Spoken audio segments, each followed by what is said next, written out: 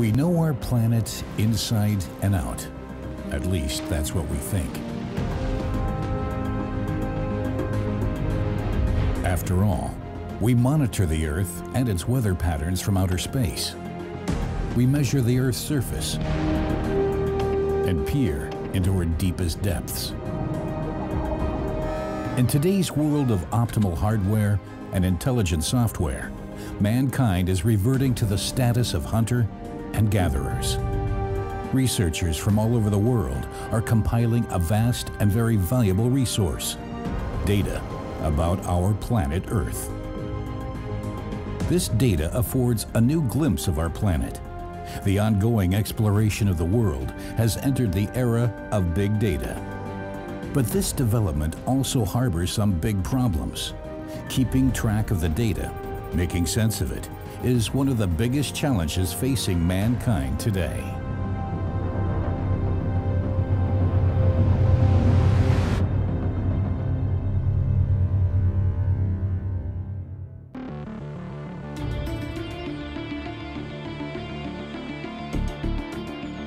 No matter where we are at any given moment, they enable us to navigate the world safely. Data about our environment tells us how choppy the sea is and what kind of weather we can expect. Ever since we began creating digital representations of ourselves and our surroundings, we have enjoyed an illusion of safety. After all, the data is precise and can be calculated and analyzed. But still, some phenomena remain unpredictable.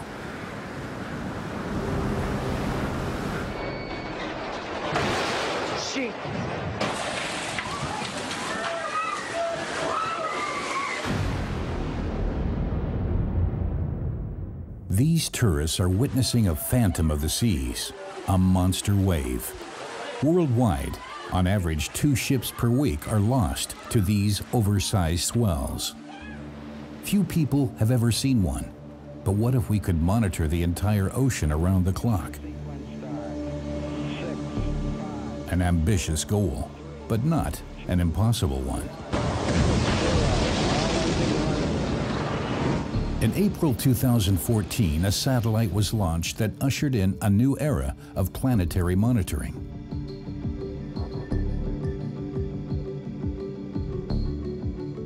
In the coming years, the so-called Sentinel mission will collect data about the oceans, climate, and atmosphere, then transmit the data 3 times faster than any of its predecessor satellites. The Sentinel mission will beam back 12 billion images to the planet Earth. The geosciences stand to benefit immensely from this unimaginable quantity of data, provided they are able to make sense of it. It's a fantastic voyage to a world we are only beginning to understand. Science is discovering the digital world and creating an entirely new research discipline: scientific data mining. Every day, scientists learn more about the Earth. What's novel is actually this data deluge that is pouring in on us. So we have the sheer volume, we have the velocity, we have the variety, and we have aspects of veracity. So actually, we have a big data challenge today to cope with all of that. As the mountain of data grows, so does hope that we can get the oceans under control. For many years, all it took was the trained eye of a seasoned sailor and a lifeboat. In the past 150 years, Coast Guard personnel have saved more than 80,000 lives.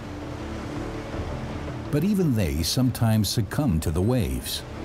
During a mission in the North Sea in 1995, the Coast Guard ship Alfred Krupp found itself in the grip of a monster wave that swept 2 people overboard.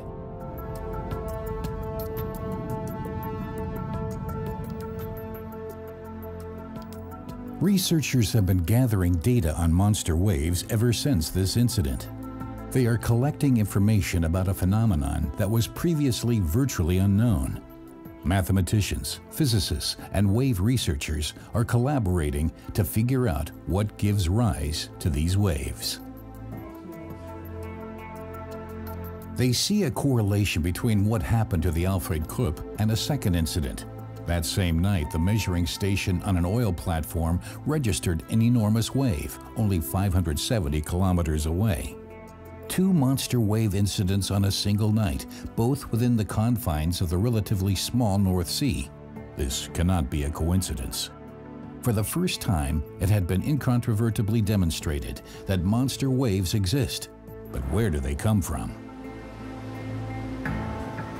You can't observe the phenomenon of monster waves from the shore.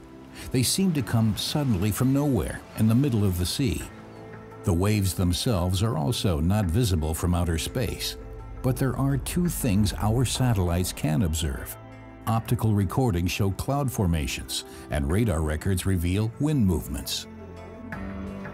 Researchers compare these 2 types of recordings and recognize the same structure in each, a ring of clouds. They call this formation an open cell. Open cells are formed when cold air falls to the surface of the North Sea, displacing warmer air to higher altitudes. The cold air becomes a squall that moves over the sea's surface. If it's the same speed as the water, it transfers a steady stream of energy to the ocean's wave, causing it to swell. Es war eigentlich zum ersten Mal, dass man auf It was the first time that it was possible to see both types of satellite image, radar and optical, at the same time. That led us to the explanation that it was these rings, these cell structures, that had in fact led to such high wind speeds on the surface of the water, which ultimately caused this kind of swell or wave. verursachen können. That also means that monster waves could conceivably form just about anywhere. Is there then no way to protect ships from them? To find out how boats are protected and able to withstand a stormy sea requires more than a few calculations and theoretical examinations of physical materials. There's only one way: by putting ships in the water, although a scale model can also do the trick. In the wave tunnel at Hamburg Shipbuilding Research Institute, engineers are simulating rough seas. They can make waves at the push of a button, then measure the boat's reactions. Is the ship built well enough to stand up against high waves, or should its design be modified? When ships are pushed to their limits, a number of factors determine whether they will survive. If the captain's bridge is located up front at the bow, the wave hits the most sensitive part of the ship.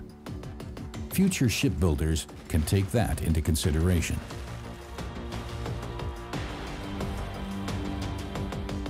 But when can monster waves be expected? That's what the researchers want to find out.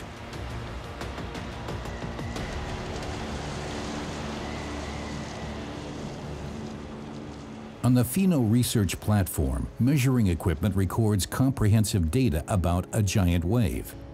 It's a fortunate coincidence, as it enables the researchers to map the phenomenon on a computer. If the water is being whipped up by the squalls of an open cell, the scientists have to include the wind in their calculations. Susanna Lehner and her team have augmented a conventional wave model with data about the wind speed of squalls. And sure enough, the simulation corresponds exactly to the wave recorded by the measuring equipment. Theoretically, computers should be capable of predicting monster waves. But in the real world, this is not yet possible. It would require constant satellite surveillance, and that kind of bandwidth simply doesn't exist. So we still have to be on the lookout for monster waves. But computer scientist Peter Baumann is certain that in the future, scientists will be able to obtain and analyze additional data and create strategies to ensure safer seas.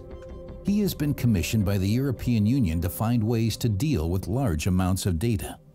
So the next step would be, based on more satellite data that we have on ocean observations, on more simulations, to actually do forecasts, to do predictions, so that ships can be warned ahead of such freak waves and can react accordingly. In order to achieve that, We need an even better observation of the oceans. Traditionally, satellite imagery has focused on land. That was interesting in the first place. Now we also need to watch the oceans very closely. And it's also about large-scale simulations. So on ocean scale, like Northern Atlantic simulation, in order to obtain that. That means even more data and even more complex analysis have to be run in order to allow such forecasts. But the more data we collect, the more difficult processing it becomes. Computers are capable of storing large amounts of data, but there are limits to the amount of data that can be transported. Today, if you want to move 10 terabytes of data, the internet won't do you much good. That much data practically has to be moved like you would a crate of bananas. Except the truck will be filled with hard drives instead of fruit. One of the central hubs for processing scientific data can be found right in the middle of Lisbon. The European Maritime Safety Agency, or EMSA, needs comprehensive data as soon as possible. The data comes from all over Europe, supplied by a huge network of researchers. This is the central node in an ambitious project called the Clean Sea Net that monitors European waters in near real time. The experts evaluate randomly selected satellite images of the seas, looking for conspicuous spots on the surface of the water. The office also handles several emergencies each year. A captain, a Coast Guard, or a concerned citizen calls to report a suspicious discovery on the high seas. Could it be that a ship has illegally discharged oil into the water?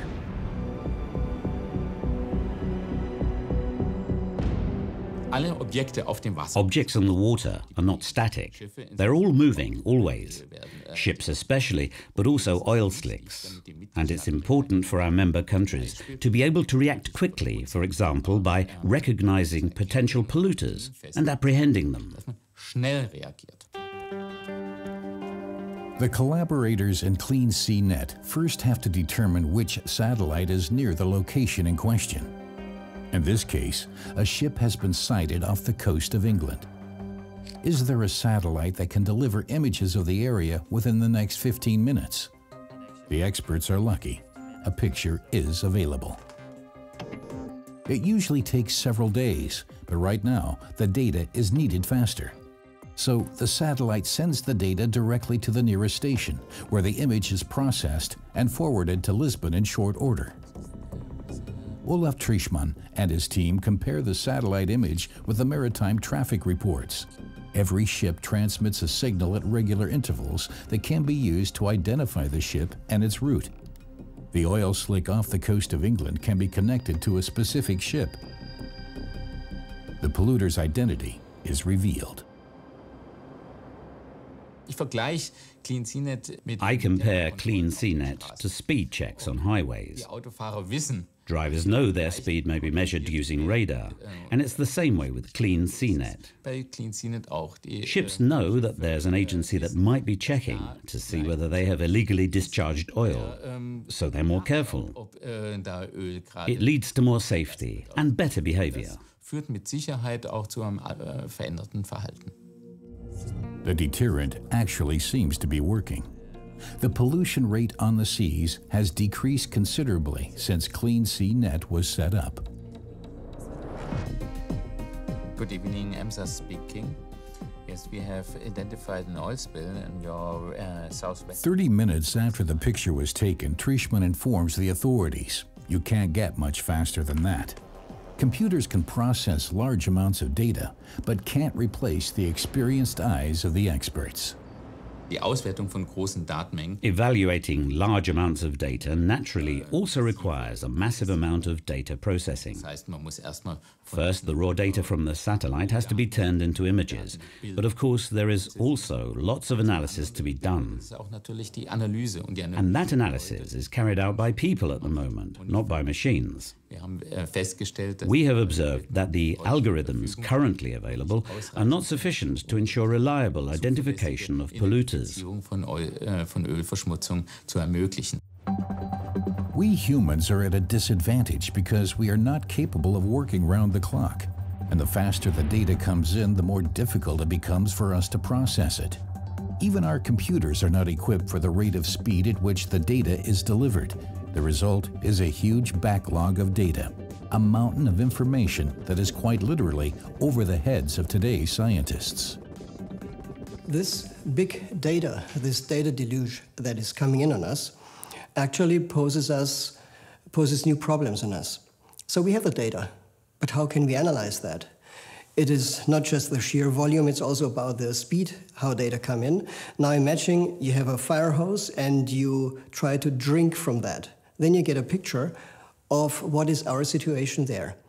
We cannot analyze data at the volume and speed they're coming in on us. So, are we really only getting a small sip instead of a deluge? Is information being lost because data is being collected that can never be analyzed? The German Satellite Data Archive near Munich contains vast amounts of valuable data collected over the past 30 years. The archive can store more than 50 petabytes of data on magnetic cassette tapes. It may be that these tapes hold the answers to questions that won't be posed until sometime in the future. But when that day comes, will we be able to access the data? The more data we save for later, the greater the risk of losing information forever. Even the best storage media can age and become obsolete. But maybe there's a way to master the deluge of archived images and virtual reality. Researchers are mining the Satellite Data Archive, hoping to make its information more readily accessible. As if the archive were a library with open books lying before them, the scientists can pick out an image, dive into it as it were, and check to see whether it shows structures similar to those on other images. The computer works like an automatic sorting facility. It searches the images for components like vegetation, farmland, bridges, and water. The computer sorts the images into stacks and categorizes them by their content. At the present, they probably store in archives more than 10 to 20 millions of satellite images acquired after the 80s year. With a new era of the Sentinel satellites of the European Space Agency, the data volume per day will reach the level of 10 terabytes. This is our data rate. So we are going to reach soon thousands of petabytes of data, which is a large volume of data, and all the research community, it's putting huge efforts in dealing with information extraction. Soon we will no longer be talking about millions or billions of images, but trillions. And then it will be more important than ever to uncover meaningful information hidden in the mountains of data.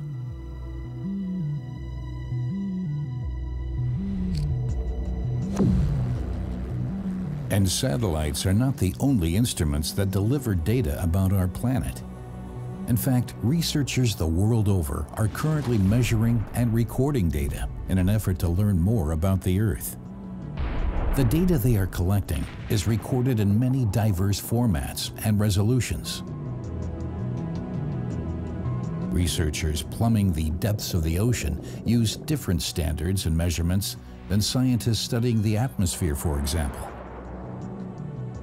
But what if they could augment each other's findings with their own and discover details that are new to both disciplines?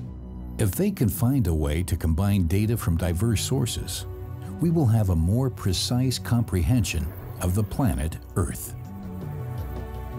But it's no easy task. The more diverse the data sources, the more difficult it is for the computer to standardize the data. The different formats have to be compared with one another constantly. Unless it is done properly, the scientists receive a distorted view. But the promise of big data is precise results, and Peter Baumann has found a way to achieve that. He is looking for the needle in the huge haystack of data, and his Earth server technology helps him find it. It ensures that the database knows exactly which data a researcher needs and which to ignore. Basically, it works like a bookshelf. Data is generally stored in small packets, lined up on a shelf in an orderly fashion, so they're easy to find. When a researcher sends a request to the server, he doesn't have to browse through all the data on the shelf, but can go straight to the packet that's relevant to him. Actually, the scientist doesn't even notice how big the data mountain is, but receives a tailor-made result back from the server. In the Earth Server project, we are establishing big Earth data analytics, that is, rapid ad hoc processing and filtering on massive geodata. To this end, we use a database approach. This may sound technical, but actually a database you're using all the time. You go to eBay and search, you talk to a database. You are going to Amazon and searching something, there is a database behind. Now, databases have been tremendously successful, but actually they do not support the technical, scientific data. And this is the gap we are closing, to offer these flexible, scalable database services on the multidimensional data that make up for the big geodata. Faster access to data for everyone, from anywhere in the world. That also means making the data available to any individual who wants to access it. But just how much does this view of the world tell us about ourselves? Our globalized society is changing rapidly. It won't be long before the Earth is bursting at its seams. And the faster our megacities grow, the more difficult it is for us to keep up with all the changes. Can data about the planet help us get a handle on things? Is it possible to data map people's behavior? And should we even want to?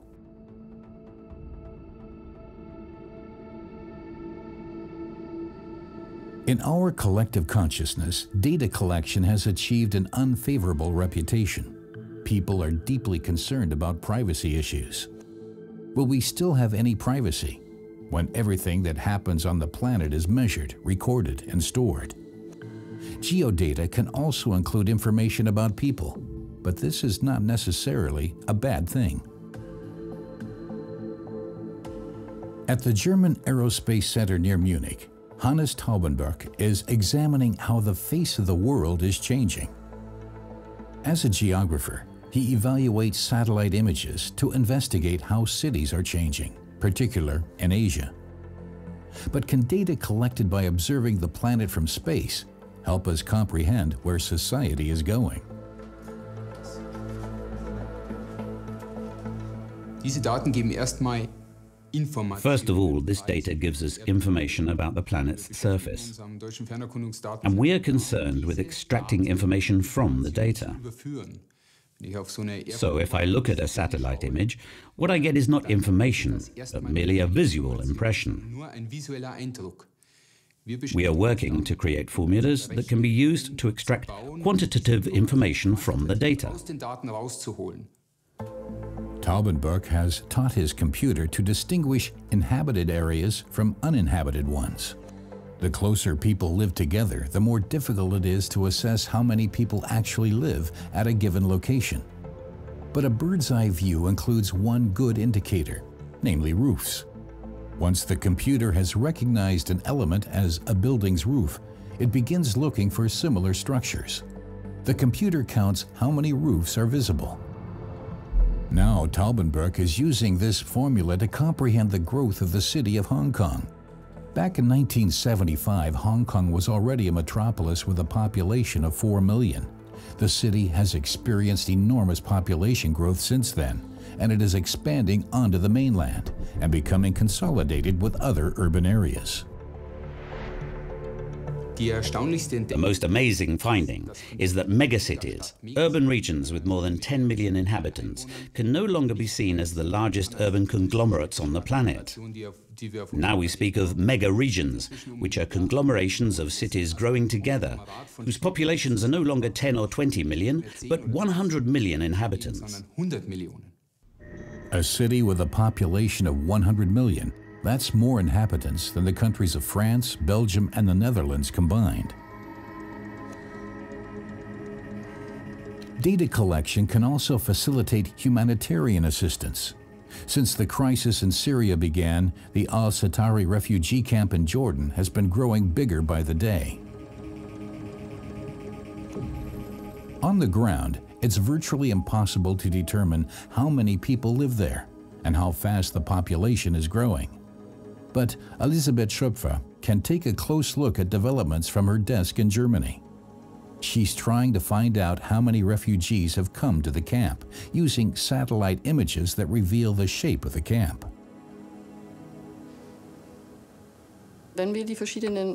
By distinguishing between the various types of camp structures, we can better estimate and determine the number of inhabitants in the refugee camp. We assume that the numbers of people living in tents differs from that of those in large containers. And the more precisely we can distinguish between the categories, the better our overall population estimate will be. All that can be seen with the unaided eye are spots. But Schöpfer can program the computer to recognize and distinguish between tents and containers and count them. The computer then scans the image for similar structures. Piece by piece, she is slowly able to decode the structure of the camp. Schöpfer repeats this analysis every few months. Her images reveal orderly rows of huts that were distributed by aid organizations, as well as the wild settlements with smaller habitations. Within a year, the camp became the fourth largest city in Jordan. This enormous population growth could lead to major conflicts. Because of the tremendous population growth, that is, the flood of refugees streaming into the region, there can be shortages, for example, of water and wood, and this can lead to conflicts. So we use a time series analysis to evaluate archived images to determine whether shortages really are occurring, and if so, how we can respond to them.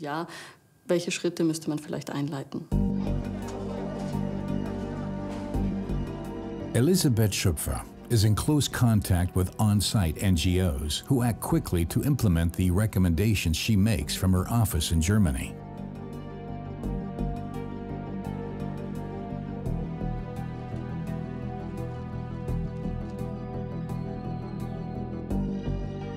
Eyes in the sky are facilitating an overview of the urgency on the ground.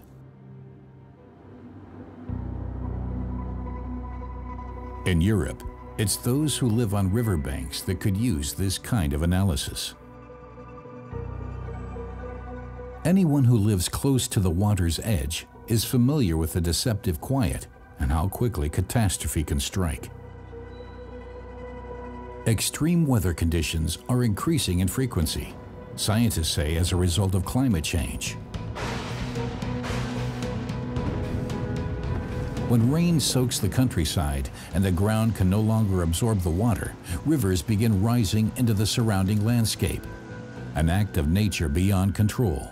Or can we calculate when the next high water mark will arrive? If a given region only flooded once in the past 100 years, the statistics look good, but nature is unpredictable. Once a flood has occurred, it's at least possible to determine the level of damage. At the Center for Satellite-Supported Crisis Information, Hendrik Svensner collects the data and uses them to evaluate the situation. The real strength of long-distance surveillance is that it provides an overview, an actual view of the catastrophe, the scope of flooding, all visible on a single image. So it's primarily used in situation centers to help distribute resources, to know what's happening and where aid can best be deployed. The satellite bounces signals off the Earth's surface and assesses what is reflected back. Because water reflects the signals differently than land, experts can recognize which regions are flooded and convert the information into maps. The maps represent the current situation, which areas are flooded and where help is needed. Satellite surveillance is a blessing for the people affected, but the data can't prevent the catastrophe from occurring.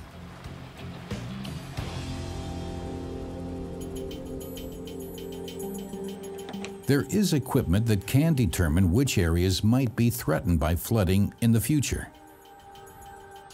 A laser scanner.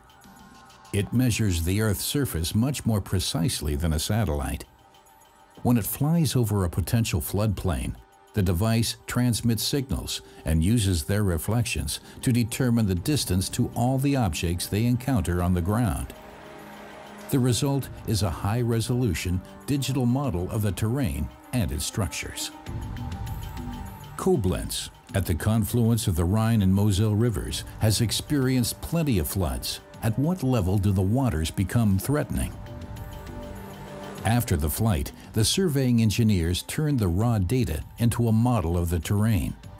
Then they can simulate various water levels and examine how floodwaters would rise.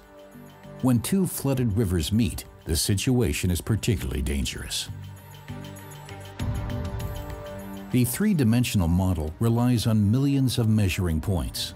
Precise simulations like this are used to help plan dikes and make residences flood-proof. But it's not just local residents who are interested in the data. Insurance companies allocate each residence located near the water to a particular risk category. The so-called Deutsches Eck in Koblenz exhibits all 4 risk levels. The homes in zones 1 and 2 are at low risk, but 3 and 4 are considered high risk. Only 1/4 of the homes in zone 4 are insured. If the insurance companies assess the risk as too high, the residents have no choice. They are aware of the danger, but there's not much they can do about it.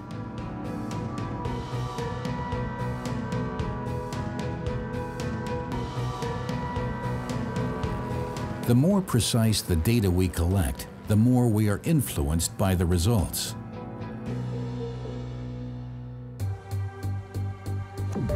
But we still have to interpret the data on our own. And that's where the trouble starts.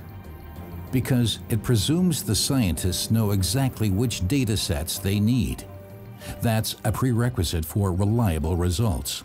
The data being processed must be the appropriate data. If a researcher selects the wrong sets of data, he's working with information that doesn't answer the question. The result looks right, but it's actually erroneous.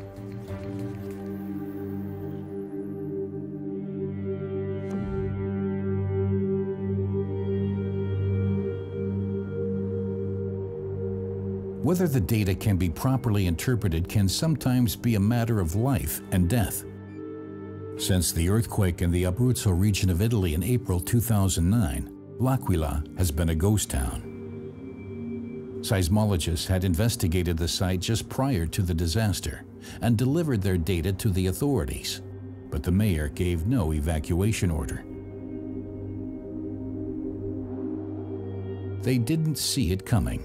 An earthquake that claimed more than 300 lives and ripped holes in rows of houses. 70,000 people lost their homes. The seismologists were held responsible. Judges sentenced them to 6 years in jail for negligent homicide. Researchers can, of course, supply the data. Responsibility for the decisions made still, however, remains with the authorities and politicians.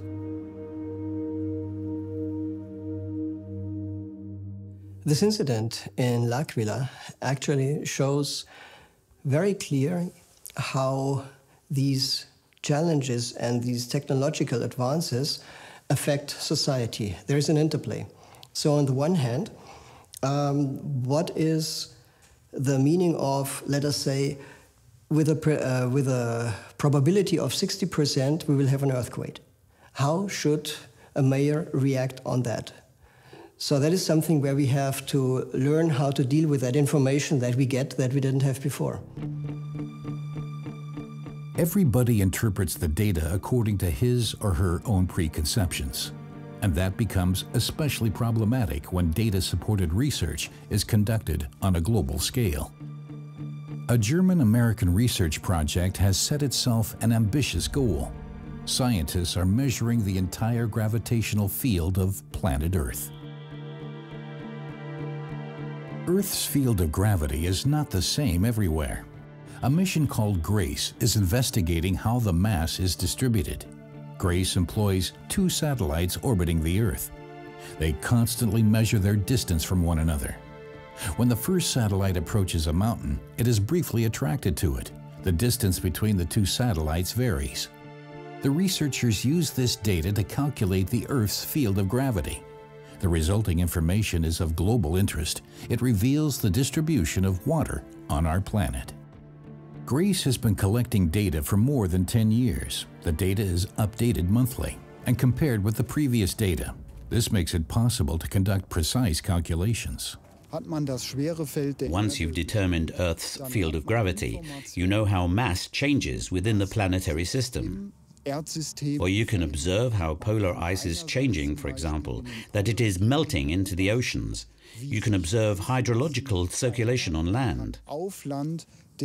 Built into GRACE is the capability to see how much surface water there is, how much precipitation, drainage, and also how much the groundwater level has changed within a given period of time.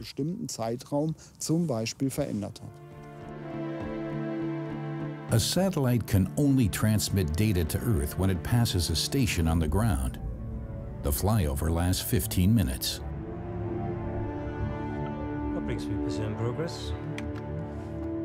The ground stations have to know exactly when the satellite is passing overhead. Contact is only possible for these 15 minutes. Then GRACE speeds away again to measure another piece of the Earth, for example, in America. The American Great Plains are one of the world's most productive agricultural areas. It's called America's breadbasket because its generous harvests of wheat, corn, and soybeans feed people and animals the world over. But actually, the farmers should slow down a bit.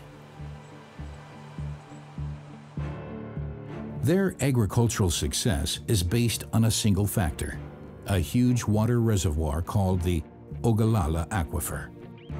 This ancient reservoir, collected at the end of the last ice age, stretches from South Dakota to Texas. Especially in the Midwest of the USA, in Garden City, Kansas, this water reservoir is the elixir of life for local farmers. They are pulling it from the earth with all their might.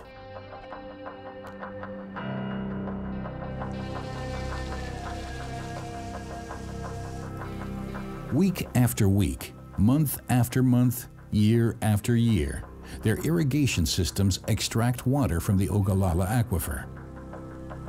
The irrigators rotate around their own axis, watering the crops. It takes the equipment 8 days to trace one circle. The farmers are especially dependent on water from the aquifer now that rain is becoming increasingly scarce in Kansas. Once before, back in the 1930s, the region was hit by an extreme drought. Everyone waited in vain for rain. Because the electricity network didn't yet extend to rural areas, the farmers were unable to pump water from the Ogallala and were forced to watch their farmland dry out. Dust storms turned the landscape into a desert. Many people had no alternative but to abandon their homes to the approaching sands.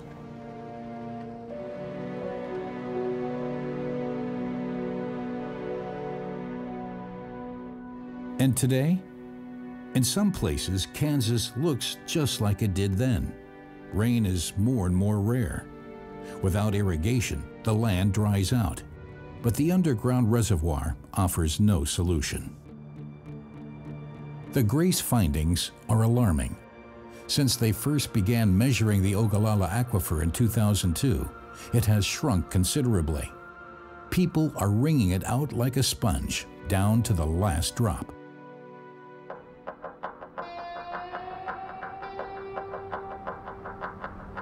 The authorities have taken initial steps. Kansas appoints groundwater district managers. They serve as administrators of the groundwater and encourage farmers to conserve the valuable resource.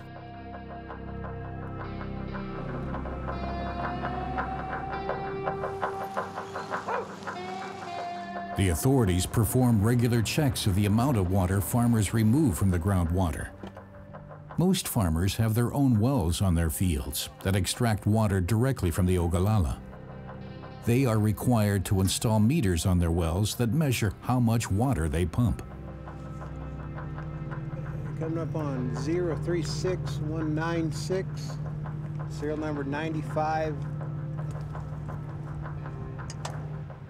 Typically, if it's an overpump, there's a fine, and then whatever the water, the amount of the overpump, 2 times that is held back the next year, and so the first time is normally a warning, and then after that, if you've had your warning, then there may be a fine and a loss of water the following year, equal to the amount, or in some cases twice the amount, and then that's the penalty, and usually a one-time deal, and then it's back to the normal quantity after that. Things are not easy for the local residents. Nathan Kell's family has lived here for more than 100 years. He comes from a long line of farmers. He doesn't want to leave, but his problems are multiplying.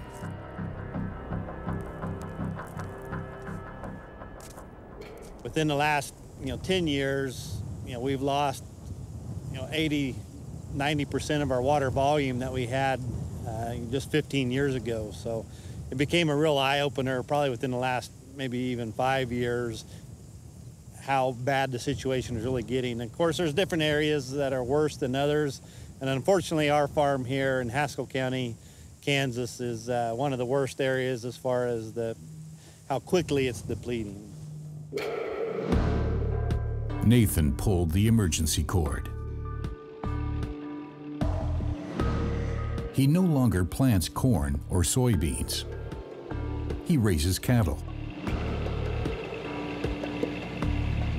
Given the limitations set out by groundwater management, he can hardly operate efficiently. Cattle need water too, but they don't have to be irrigated day and night. No one knows how long the water will last. It depends on how much water the farmers are willing to save. They feed their cattle corn and sorghum, crops they grow on their own land, and that takes a lot of water too.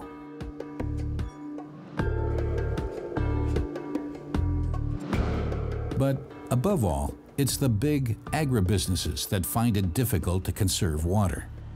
They still make most of their money with corn, the thirstiest crop of them all. The big money is not in feed corn, but in the booming ethanol industry. Business is especially good for Bonanza Ethanol Refinery in Garden City. They are happy to buy the region's corn.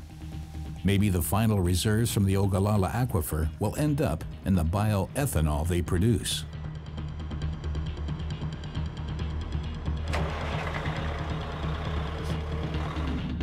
The measurements supplied by Grace are no secret, but they haven't exactly led to a change of attitude. After all, at the moment there's still enough water, and there's still a lot of money to be made before the wells dry up. Grace has discovered that the groundwater level is sinking not only in the USA, but worldwide. In many countries, the cause is agricultural irrigation. Satellite surveillance data can only deliver a warning. We still have to decide how to respond. Now there is this example of the GRACE satellite that measures how there are fluctuations in groundwater. That means availability of drinking water.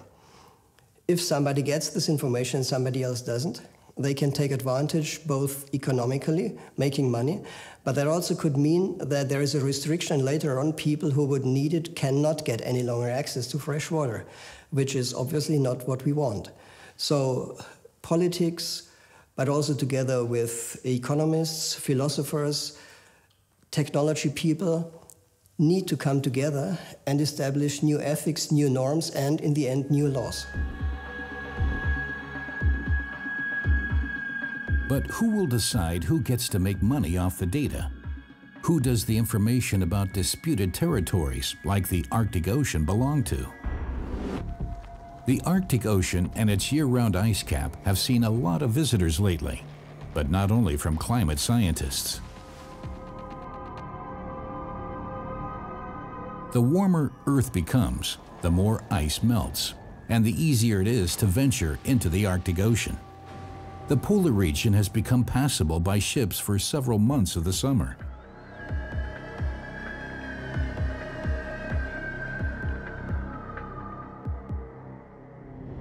This information is worth a fortune.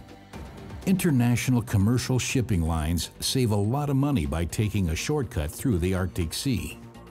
The quicker they can deliver their merchandise, the more they can ship. Previously, that was only possible with the help of icebreakers. But the data about the changing ice cap have attracted container ships. It's big business. The Northeast Passage through the Arctic Sea connects Europe and Asia. From Hamburg to Tokyo, it's 1/4 shorter than the previous southern route through the Suez Canal. A ship owner can save up to $300,000 per ship by sending it through the pack ice.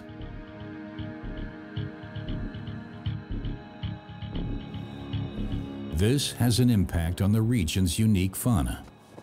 Scientists estimate that after 2030, container ships will be able to traverse the Arctic Ocean without hindrance. And depending on their loads, commercial ships passing through the Arctic Ocean could have catastrophic effects on the sensitive ecosystem of the Arctic Ocean. If a ship were to sink here or lose oil, it would take decades for the environment to recover. And experience is not always a good teacher.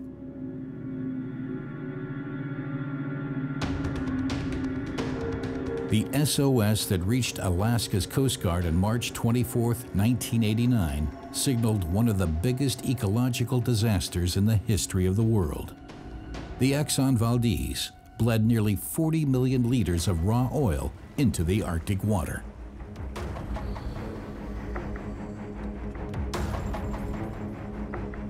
The animals that die in the oil slick were but the first victims of the Valdez. To this day, the oil can still be found in Alaska's waters. Because of the cold climate, it decomposes very slowly. If the Arctic Sea becomes a major global shipping route, the region will need special protection. With the help of satellites, researchers can make a snapshot of the momentary dimensions of the ice cap. But conditions can change quickly. A shipping channel that is free of ice today can be impassable tomorrow. That's why scientists from a variety of disciplines are collaborating on a unique project. At the German Climate Research Center, a supercomputer collates satellite data and information about the Arctic Ocean. We must above all determine how the ice is moving. To do that, we need both meteorological and oceanic data. And calculating both, we are capable of predicting the future conditions of the ice. The team of meteorologists, shipbuilding engineers, and marine physicists is creating a map showing the best pathways through the ice for the next 6 days. Which channel is safest? Would a detour be worthwhile? The scientists provide navigational aids for the shrinking polar ice. Equipped with this kind of navigational system, a research ship called Lance set out into the Arctic Ocean in March of 2014. It was an initial practical test. How much ice a ship can withstand depends on how it is constructed. That's why the navigational system includes the ship's construction data in its calculations. Each ship has its own recommended route. Safety also plays a major role in selecting the best route. For example, certain ships may not be sufficiently strong in terms of their construction to stand up to the ice. In addition, some ships may not have enough engine power to maneuver on their own in the icy waters, and both of these things are dangerous and can lead to accidents. Thanks to the navigational system, Lance made it safely through the ice.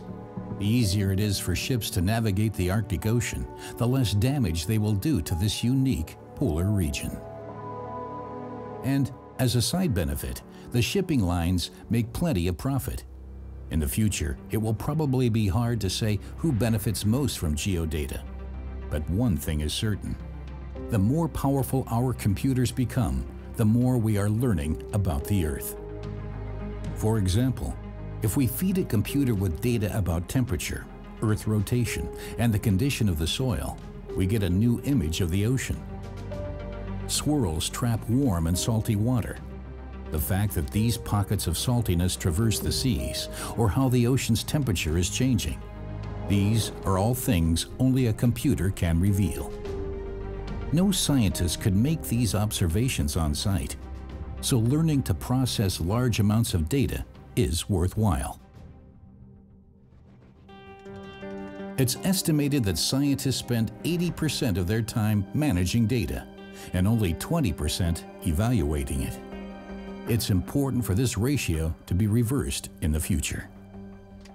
For dealing with the trustworthiness aspects and how to assess and evaluate such big data, we see a new kind of profession emerging. It's a data scientist or data engineer. People who have a strong background in the computer disciplines involved, like databases, supercomputing, etc., but also in statistics, so that they can assess how good such data are for a particular purpose. And finally, of course, the domain knowledge, to know about biology, to know about geodata, etc. Our ever-accelerating journey into the digital universe is only just beginning. The more data we collect, the more secrets we reveal about our planet. We will learn to better understand natural disasters and to protect ourselves against them if we gain control of the data.